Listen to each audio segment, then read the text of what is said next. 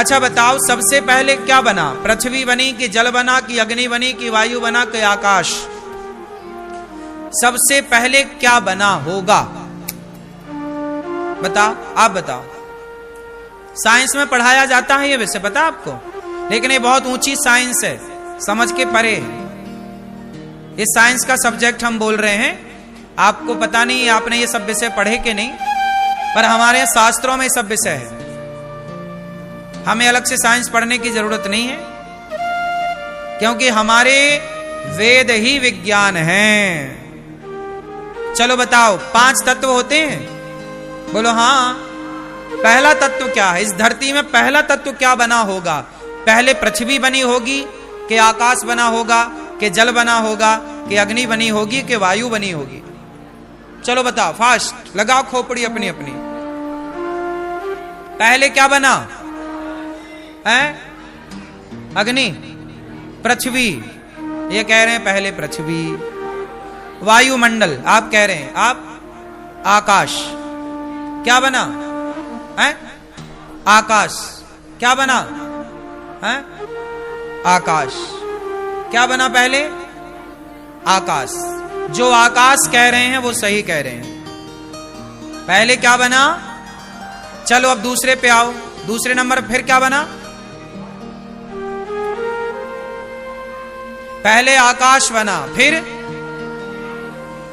क्या बना होगा? आप बता रहे हैं वायु। आप क्या बता रहे हैं?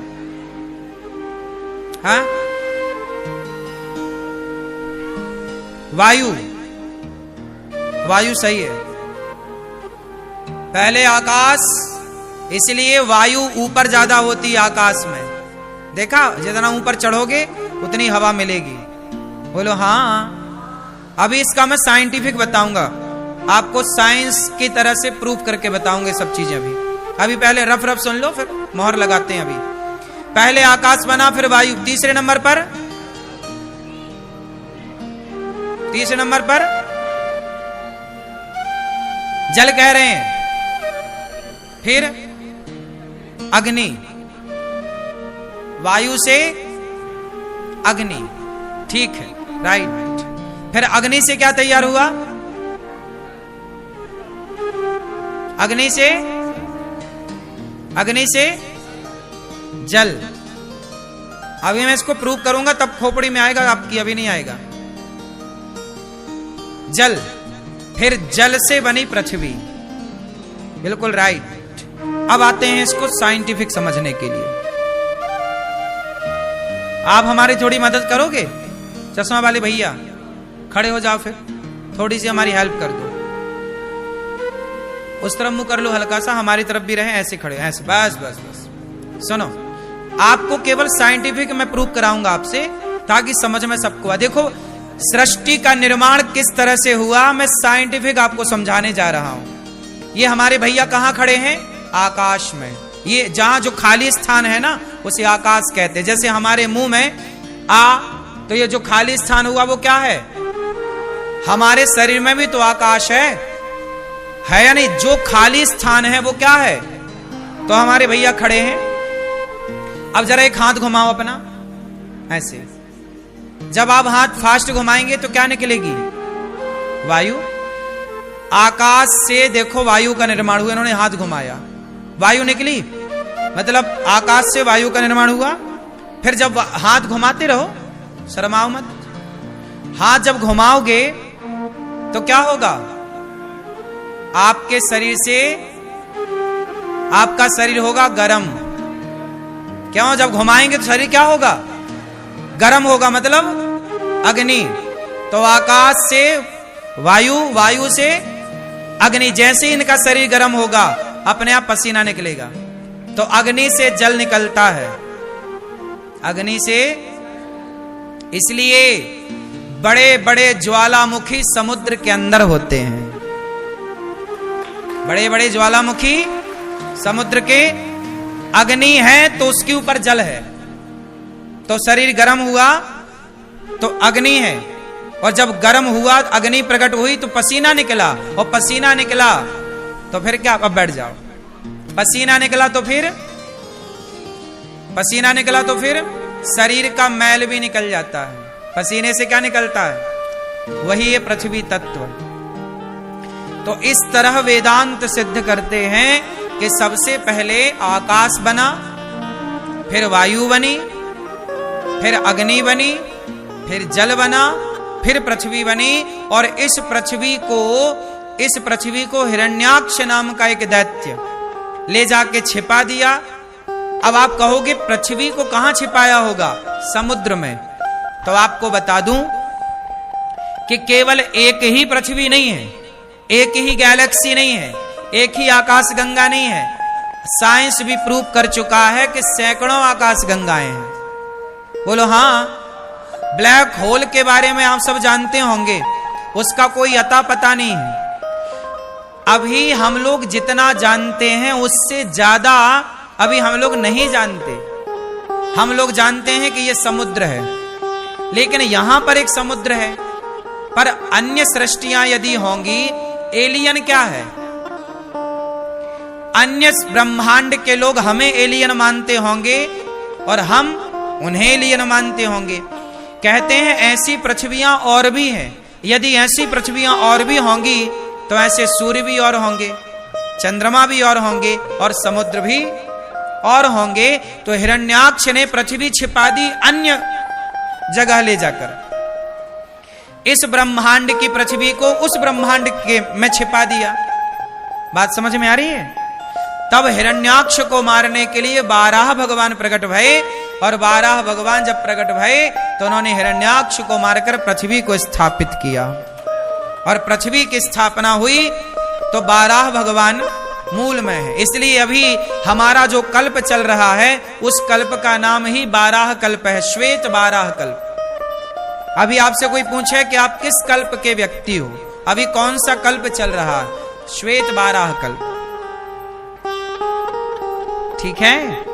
तो ये श्वेत 12 कल्प के हम लोग हैं, और यहां पर इस तरह की सृष्टि में हम लोग रहा करते हैं। तो भगवान जो है सृष्टि को उत्पन्न करते हैं, पालनहार हैं, और सृष्टि के संहार करता है। जब चाहे भगवान सृष्टि का प्रलय, जब प्रलय होता है तो सूर्य तक पानी जाता है, पता है आपको? प्रलय होता है तो सूर्य भी डूब जाता है। प्रलय कालीन भगवान अनेक सृष्टि करने की सामर्थ्य रखते हैं। आपको क्या लगता है संसार कितना बड़ा है? लेकिन ये पूरा संसार भगवान के शरीर में कितनी जगह घेरता है? आपका रोम है, बाल है। ये जो रोमे है ना हमारे एक रोमे पर एक छोटा सा माटी की धूल का कण आके, कई बार आप मिट्टी से जाते हो ना, खेतों से धूल उड़ रही होगी, तो आपने ध्यान दिया होगा आपके रोमों में धूल के कण जम जाते हैं। कभी ध्यान दिया इस बात का? नहीं। हमारे रोमों में क्या जम जाते हैं? रोम। इसको जानते हैं ना, रोम छिद्र बोलते हैं।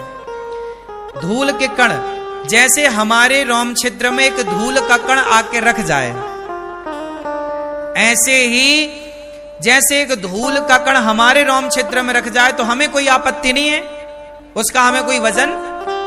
उसी तरह भगवान के शरीर में जो रोम है, एक रोम में ऐसी कई कई पृथ्वियां लटक रही हैं। ये हम नहीं कह रहे हैं, शास्त्र, वेद, पुराण, रामचरितमानस में क्या लिखा है जरा गाओ। है भैया, अच्छे से बजाओ। ब्रह्मांड निकाया निर्मित माया, रोम रोम प्रतिवेद कहें। क्या लिखा है? ब्रह्मांड निकाया निर्मित माया, रोम रोम, रोम समझते हैं? ये रोम, रोम रोम प्रतिवेद कहें। वेद कहते हैं कि भगवान के रोम रोम में ऐसी कई कई पृथ्वियां लटक रही हैं। ऐसे भगवान है, इसलिए भगवान की सत्ता सबसे बड़ी सत्ता है। अब जैसे हमने बताया, आप लोग बने हैं 5 चीजों से, पृथ्वी, जल, वायु, अग्नि, आकाश, बने ना? ये पूरा संसार किससे बना है? 5 तत्वों से। अभी प्रश्न ये खड़ा हुआ कि भगवान किससे बने होंगे? बताओ। बताओ भगवान किससे बने हैं? पृथ्वी से, कि वायु से, कि अग्नि से, कि आकाश से, कि जल से? बताओ भगवान किससे बने हैं? मैया क्या बोलती तू? किससे बने भगवान? नहीं पता? भगवान त्रिसर्गो मृषा, भगवान में न सत्व गुण, न रजोगुण, न तमोगुण, भगवान दिव्य गुणों से बनते हैं। पांचों तत्व को भगवान प्रकट करते हैं। भगवान इन पांच तत्वों से परे हैं, अलग है। एक दिव्य गुणों से परिपूर्ण है भगवान। पांच तत्वों से हम बने हैं, आप बने। भगवान पांच तत्वों से नहीं, इसलिए भगवान कभी मरते नहीं, क्योंकि मरे वो जो पांच तत्वों से बना हो। हमारा नाम है जन्मा, भगवान का एक नाम है अजन्मा। भगवान का नाम क्या है? जोर से क्यों मैया? भगवान कभी मरते हैं? काहे नहीं मरते? हैं? क्योंकि भगवान का जन्म ही नहीं होता। अच्छा, जन्म नहीं होता तो यशोदा के यहां क्या से आ गए? जन्म नहीं होता तो दशरथ जी के यहां कैसे आ गए? बताओ। जन्म नहीं होता भैया, बताओ, तो दशरथ जी के यहां राम बन के कैसे आए? हैं? क्या? हाँ, भगवान का जन्म नहीं होता, भगवान प्रकट होते हैं। क्या होते हैं? प्रकट। भय प्रकट कृपाला दीन दयाला कौशल्याहित कारी हर्षित महतारी मुनि मनहारी। तो भगवान जन्म नहीं लेते, भगवान प्रकट। मतलब हम हैं जन्मा, तो जो जन्म लेगा वो मरेगा। अब भगवान जन्म ही नहीं लिए तो उनका नाम है अजन्मा, वो प्रकट होते हैं। जैसे रोज सवेरे सूर्य भगवान प्रकट हो जाते हैं। सूर्य भगवान का जन्म थोड़ी होता है। अरे भैया आज सूर्य भगवान का जन्म हो गया, नहीं, सूर्य भगवान आज सवेरे प्रकट हो गए। क्या हो गए? जैसे सूर्य भगवान प्रकट होते हैं रोज, बोलो हाँ, ऐसे ही भगवान अपनी लीलाओं को करने के लिए कभी राम रूप में, कभी कृष्ण रूप में, कभी नरसिंह रूप में, कभी वामन रूप में, अनेक रूप आए। अनेक रूप में हमारे भगवान प्रकट होते रहते हैं, अनेक रूपों। भय प्रकट कृपाला। तो चलो बताओ भगवान क्या करते हैं?